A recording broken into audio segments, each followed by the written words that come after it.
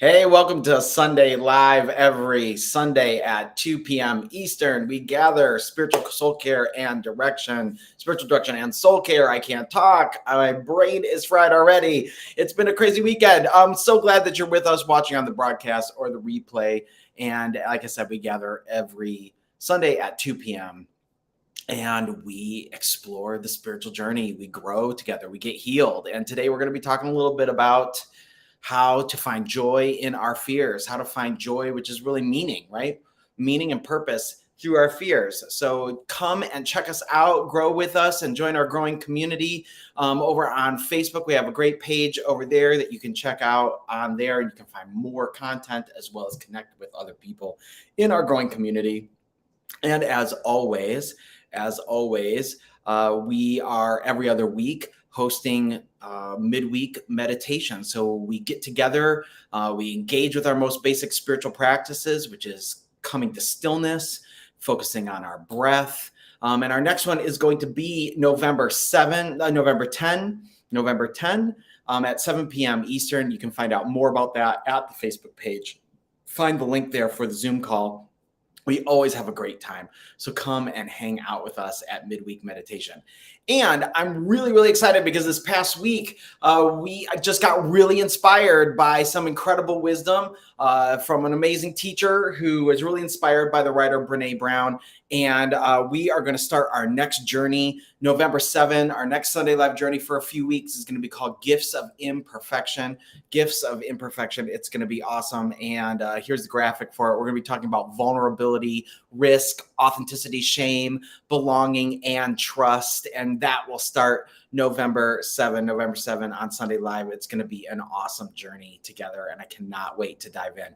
And then right after that, we'll kick off with our next midweek meditation, November 10 at 7 p.m. So join the Facebook group where you can get all the links and all the connections there to let you know how to get connected up with what we're doing as we go to these next few weeks. Also, you can always go to our website, spiritualdirectionandsoulcare.com, and check out our soul care program as well as donate to the work there. We are doing great work. We are having a ton of fun, and we are growing, and we are getting healed and awakening to an imagination for transformation, getting connected with the Spirit of God as the one who connects us to all things. So with that, let's open ourselves to that spirit, to that presence of love with our most basic spiritual practices of breath and stillness. So I invite you, even if you're watching on the replay, to get comfortable, get in a place where you can sit maybe with feet on the ground if that's most possible for you. Let your spine be tall and straight, and let's just breathe.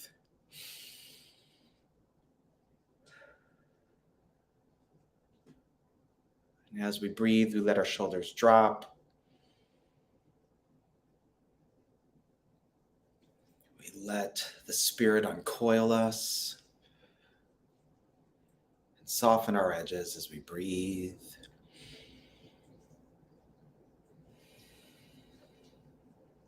I invite you to bring kind awareness to your breath, the feeling of your body expanding and receiving air.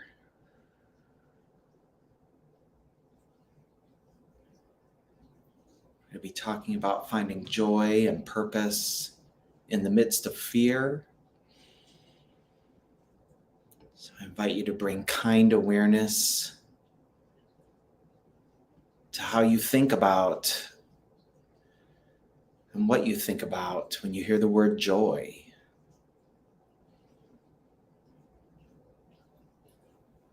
Bring kind awareness to what you feel or think when you hear the word purpose.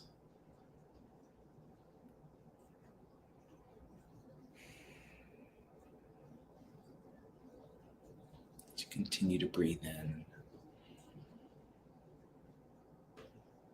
What kind of reactions in your body when you hear the word joy? Maybe in your gut or your chest or your head. Where do you respond to the word joy? Just focus there.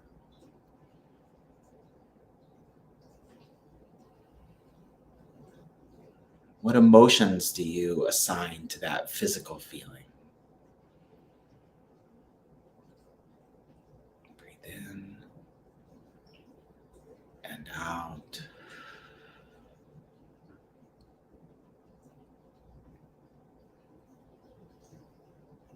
If it helps to close your eyes, do that.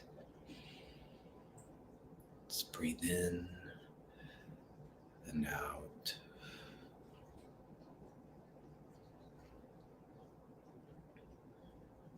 Let's open ourselves. Choose to open yourself to wisdom, to life, to this present moment.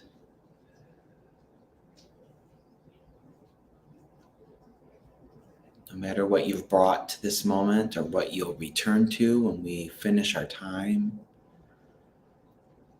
lay those aside and be here.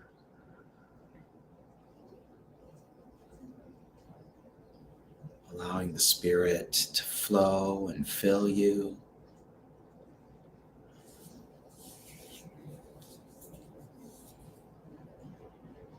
Breathe in.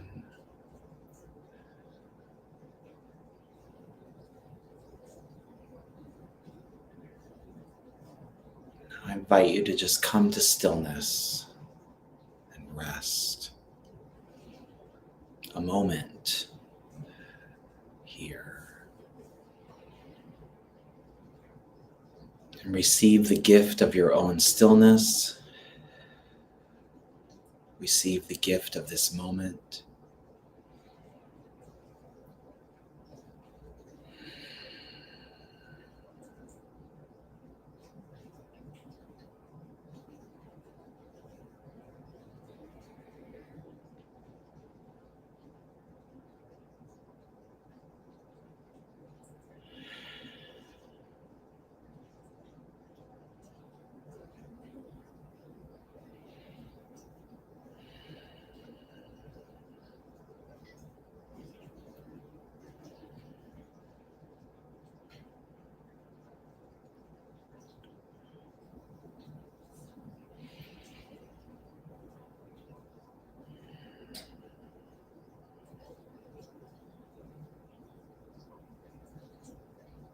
I invite you to be aware of your surroundings now.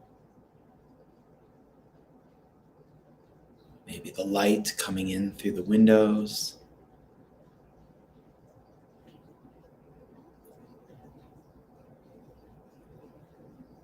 The gentle hum in your house that you may experience from appliances, from the air.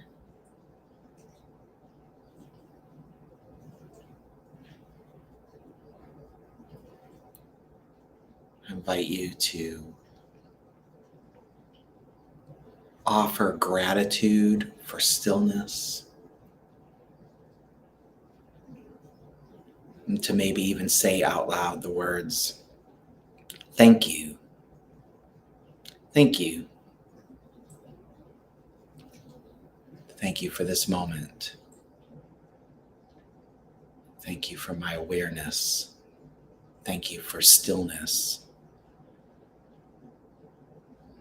Thank you for life, the colors of the leaves."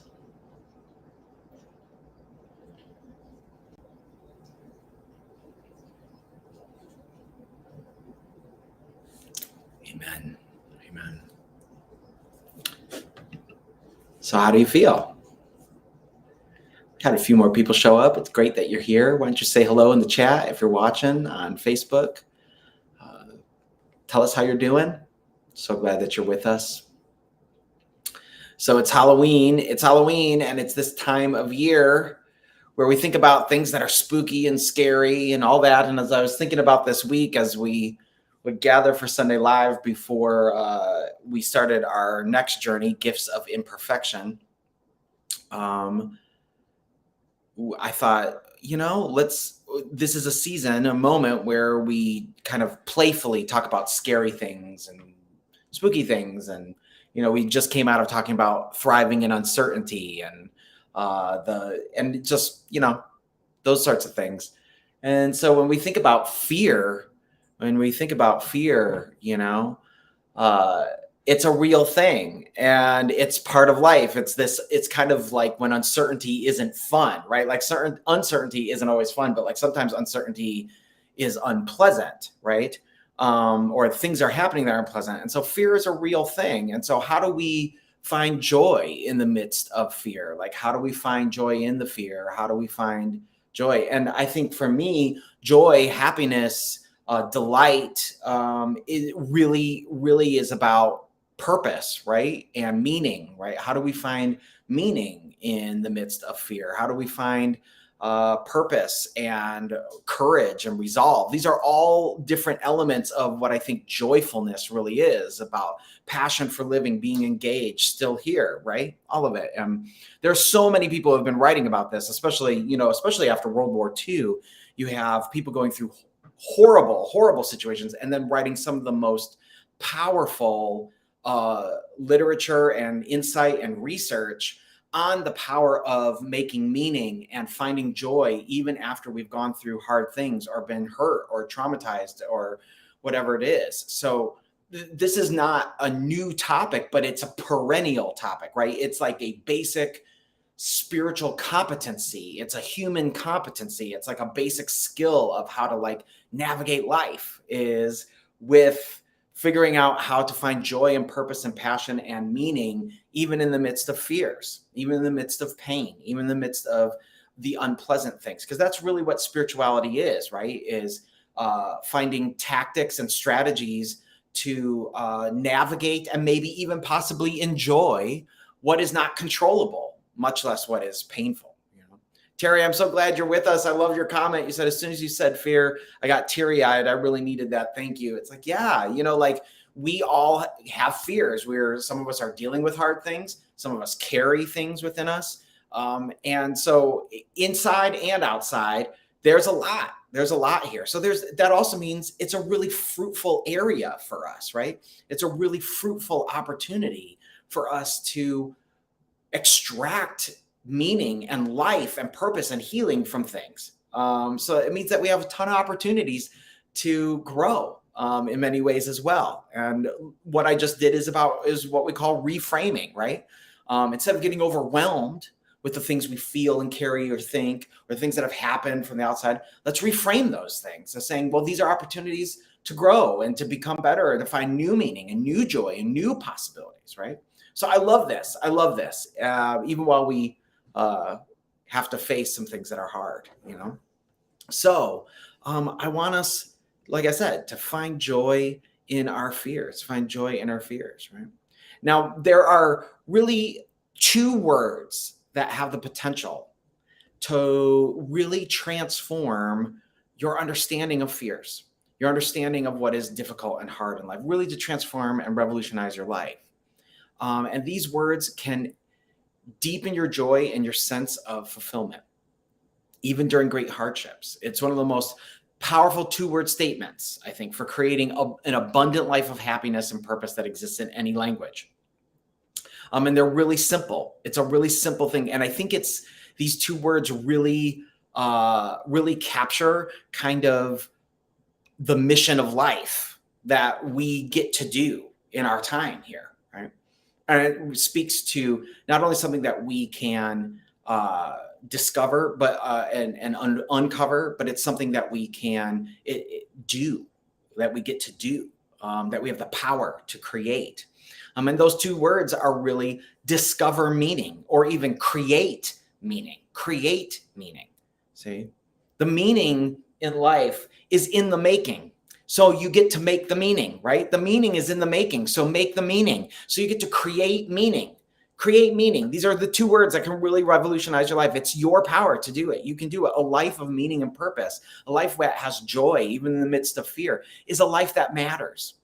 No matter what comes. It's a happier life it's happier than one that would lack purpose or direction, right?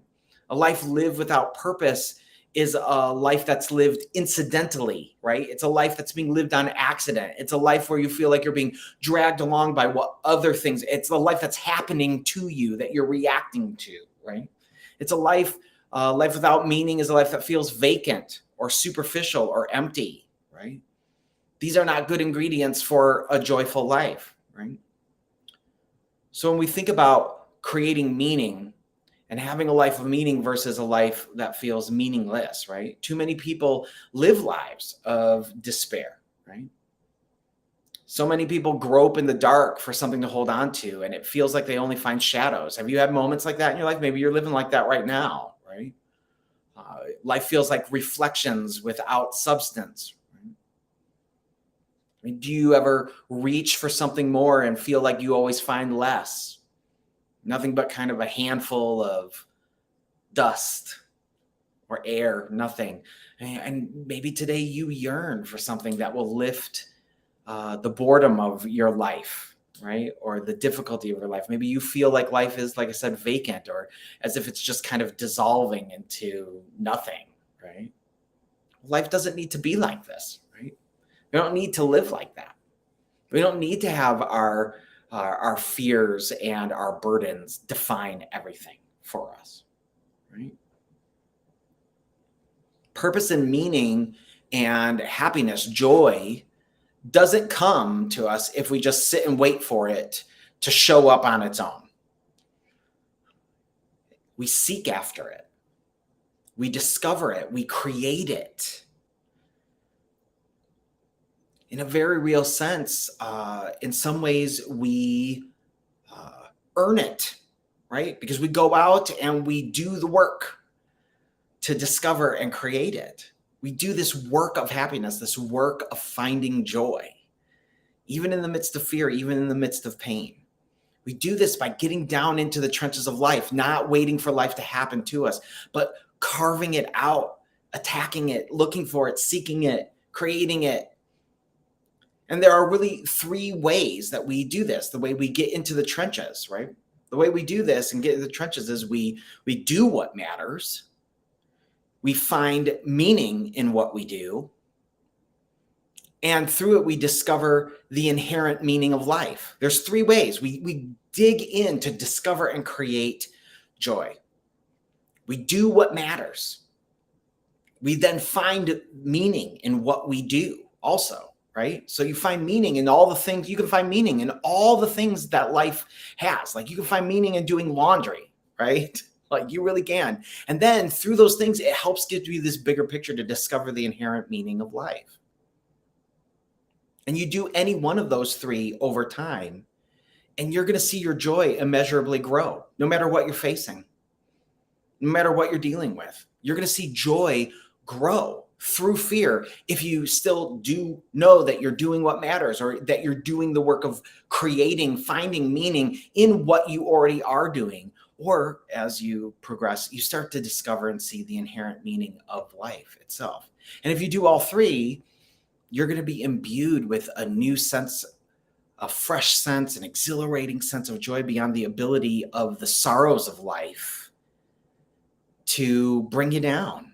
See, the sorrows of life are always temporary. They aren't permanent, but you can create and discover a joy that you carry with you everywhere. It's because life matters. Your life matters. Like I said, your life matters. Like the meaning is in the making, so you get to make the meaning. And joyful people know this, no matter what they face. They know this in their bones, and we can cultivate a confidence in this. You know, unhappy, fearful people at best are kind of unsure if their life matters. So much of the human journey is about learning how you can remove that doubt and begin to live a life rich in meaning, rich in purpose, rich in significance, rich in the joy of a happy life, well lived. So what do you think? What do you think? What do you do right now?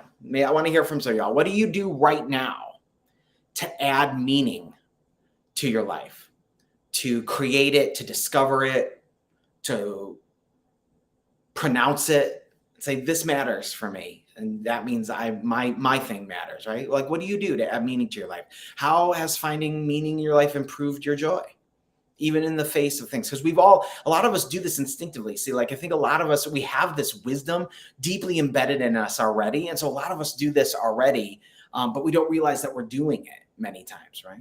So what do you do right now to add meaning to your life?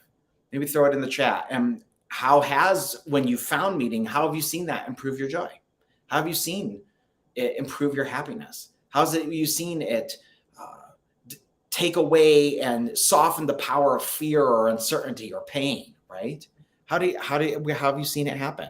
Jill says, be present in the moments, even in the mundane. Yes. And that's one of the things I'm going to get to is about choosing the now, choosing to be present here, right now, is so key for this. I'm going to keep on going, but if you're watching now or on the replay, just keep throwing them in the chat. Like, what do you do to add meaning to your life? And how has it improved your joy? Many of us live lives feeling like we're in despair. Some of you maybe today feel a sense of emptiness, like something in life is lacking. You feel unfulfilled and would like to kind of add the spark of life back to living. Maybe you've never had it, but you'd like it. And you're longing for that kind of day where you can lift your head from the emotional fog and see what life could be like in the sun, right? What life would be like in the sun. Betsy King McDonald, she says, latecomer, sorry, it's okay. I'm glad you're here. I've been trying to find meaning by making sure I don't put it out in the future. Yes, my mantra has been, there is no finished product. There is only process. I haven't yet added joy, but I've survived so far. I love that. And we're going to get into that too, right? It's like so many of us are living where things are happening and happening to us. And we think, well, if I just get through this, then I'll get to my life, right? And you're not, that's not how it works. You can't put out to the future. You have to do now, right? There's no finished product. There's only process. Yes, I love that. Absolutely. See, and we're going to get into some of this in a minute. So, I mean, I really believe this. I believe that we can jumpstart our joy, even in the midst of fear. We can jumpstart happiness as we discover meaning and purpose. We can jumpstart the improvement of our life with an added measure of joy and developing a sense that life has purpose, that it's endowed with meaning, that life has direction and significance. This adds volumes to our joy. It's adds volumes to our joy. So it's like we create more capacity for joy that crowds out how fear, pain, trauma is affecting us, right?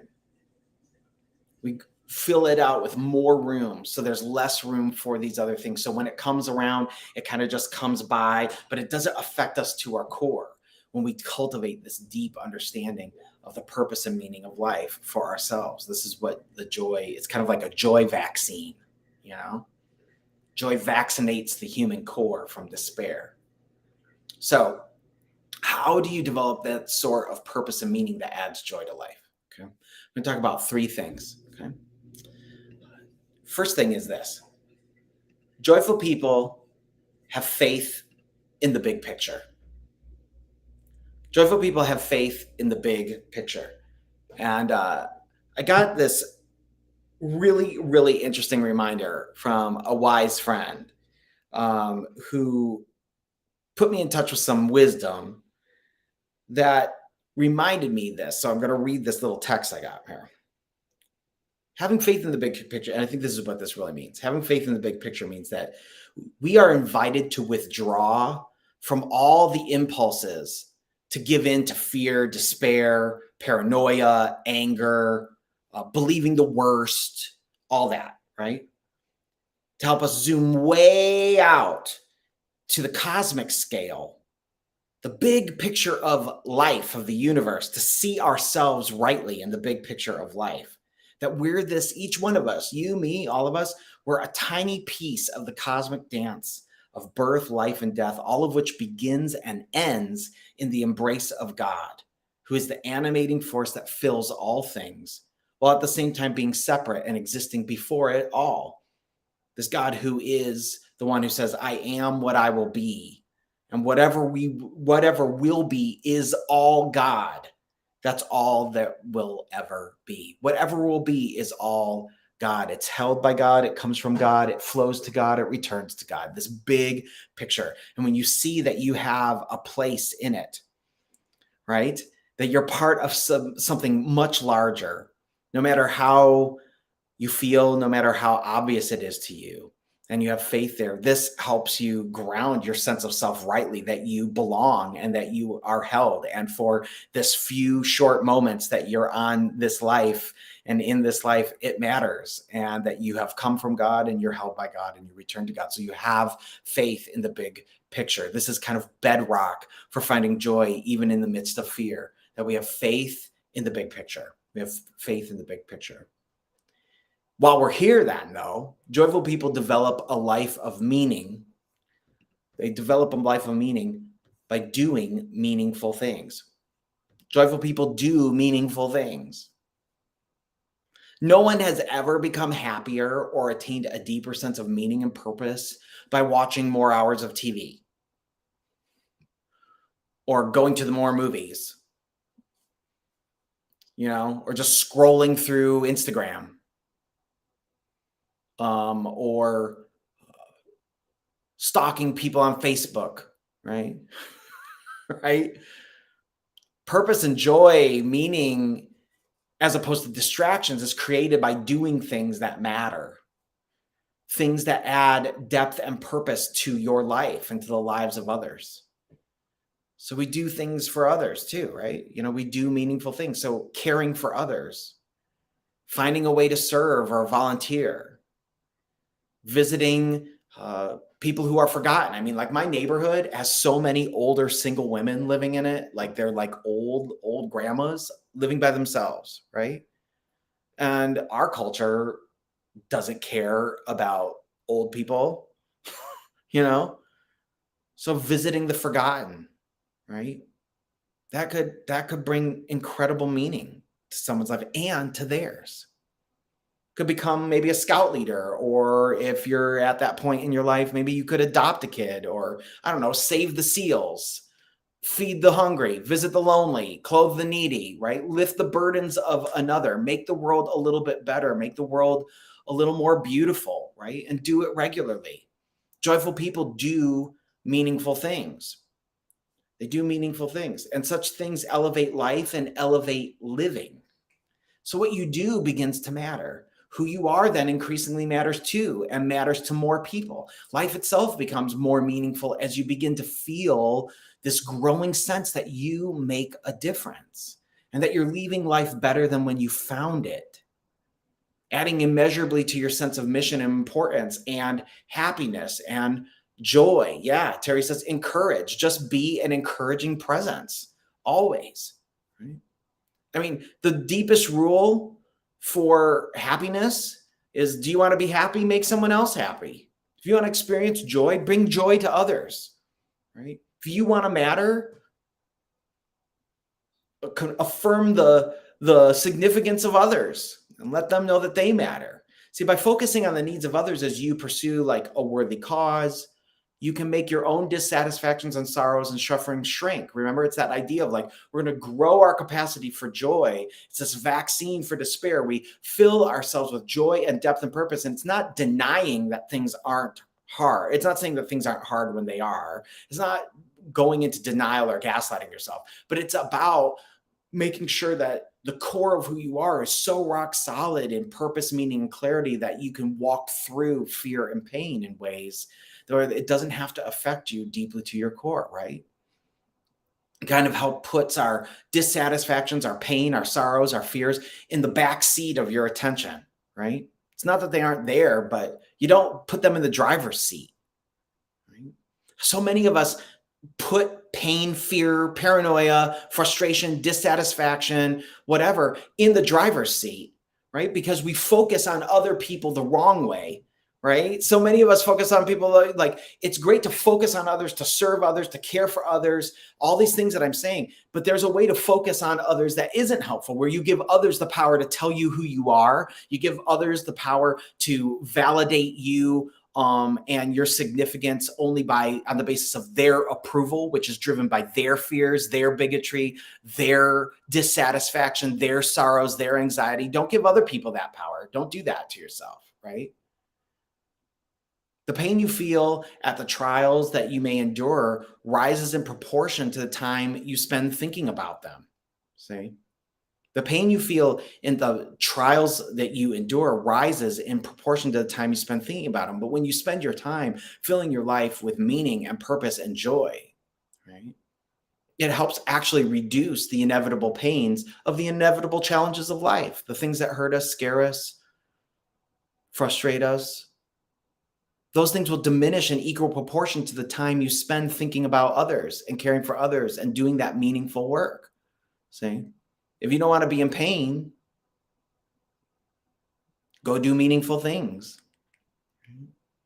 And likewise, a life without significant pain, maybe you're feeling like you have a life that's been stalled out, right? That seems to be on pause, that's simply unfulfilling, can also be effectively jump-started by choosing just one activity, one cause, one act of purpose and significance, and begin incorporating it into your life. See? Isn't that amazing? Happy people have faith in the big picture. Joyful people have faith in the big picture of life. And we develop a life of meaning by doing meaningful things. But the last thing is joyful people choose the now. They choose the now. They choose the journey. They choose the present, right? Once again, I got this really good text, and this was awesome about this very idea, right? The journey is all we have. It's all we have. All of life is a journey. It's like an exodus, or feels like exile, right? Like we're kind of outside of where we wish we were. It's this journey from what was into what will be. And although we never arrive. So, but we only exist now in the present moment, which is the journey. So how we spend our journey is how we spend our lives. How we spend our journey is how we spend our lives. One wise teacher, Henry Nouwen, said, I used to complain about all the interruptions to my work until I realized that these interruptions were my work, right? This is the thing. We always feel like we're waiting for the next thing, but we're missing the right now. And waiting for the next thing and then setting up a big superstructure of how that should be and how it needs to be, or else I can't be happy, just sets us up for disappointment. And we miss all the beauty of now, right? The journey now, where we are now, right? Joyful people choose the now. They choose the journey into the present. See? So by doing more of those things that have inherent value, your sense of purpose and meaning will expand, which means you will find joy, even as fear and disappointment and dissatisfaction comes towards you. You'll discover that there's this light that's going on in the shadows of an unsatisfied life. And you'll find this warm glow of joy that will begin to illuminate your very core, your soul. It will satisfy your hunger for something of significance. It will fill your inner life with a greater degree of happiness. See, life is filled with opportunities to make a difference. Life is filled with opportunities to leave the world better, to create something beautiful, even if it's temporary, to influence others for good, to leave a legacy, maybe with your kids or your family, to build and create and bless and serve. Life is filled with these opportunities. They're waiting. And so to increase the joy and happiness that comes from living a meaningful, purposeful life, you can do more meaningful things with your life. You can remain grounded and have faith in the big picture, do meaningful things, and choose to fill the right now, choose the now, the present, this journey with nothing but meaningful things for yourself, for others. You can do it. That's it. That's it. Amen. I'm so glad you guys were with us today. It's so much fun to get on Sunday Live each week, and I cannot wait to start next week with the Gifts of Imperfection. The Gifts of Imperfection next Sunday will start at Sunday Live, November 7th, and we'll be diving into some really awesome stuff as we look at vulnerability, authenticity, risk, belonging, trust, the ways it shows up in our lives, the ways it shows up in our relationships, the way it shows up in our work when we're doing meaningful things. It's going to be awesome. Carrie says she's excited for next week. So am I. I'm so glad that you're here with us today. It's so good. Let me know how y'all are doing in the chat, and keep it beautiful. Keep it joyful. I hope you guys have a great Halloween. And remember that you can find joy and meaning and purpose even in the midst of fear and dissatisfaction and frustration. Just keep that faith. Keep that faith in the big picture that all things are from God and in God, and you are there and held, and trust that you are known and loved. I hope you guys have an awesome, awesome week. I'll play some music on the way out, and let's have a good one. And we'll see you November 7th.